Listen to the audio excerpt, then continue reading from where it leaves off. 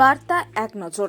Indo মোটরে এক বহিরাগত দুষ্কৃতীর ক্লাস 2-এ পড়া একটি বাচ্চা মেয়ের সাথে উত্তরপাড়ার একটি মিষ্টির দোকানে প্রকাশ্যে যৌন নির্যাতন করে।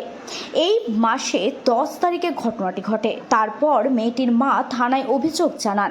গতকাল রাতে বাংলার পক্ষের কাছ থেকে এই ভিডিও আসে এবং বাংলার পক্ষের পেজ থেকে সেই ভিডিও প্রকাশ করা হয়। পুলিশের কাছে দাবি করা হয় এই ঘৃণ্য বিকৃতকামী ধর্ষণকামী জন্তুকে অবিলম্বে পক্সো আইনে মামলা দায়ের করে গ্রেফতার করতে হবে। বহিরাগত দুষ্কৃতীদের গ্রেফতার ও দৃষ্টান্তমূলক শাস্তির দাবিতে উত্তরপাড়ায় বিক্ষোভ দেখালো বাংলার পক্ষ হুগলি জেলার সহযোদ্ধারা।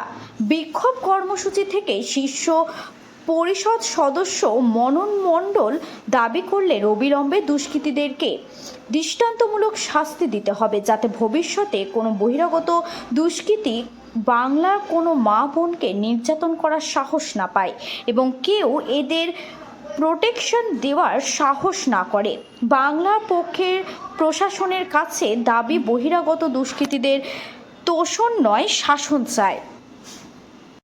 আমরা গতকাল রাতে জানতে পারি উত্তরপাড়ার আমাদের এক বাঙালি বোন, খুবই ছোট, ক্লাস 2-3-তে পড়ে, তাকে এক মোটরের বহিরাগত জন্তু, একটা বিকৃতকামী ধর্ষকামী একটা জন্তু, তার সাথে অশ্লীল আচরণ করে একটি মিষ্টির দোকানের মধ্যে।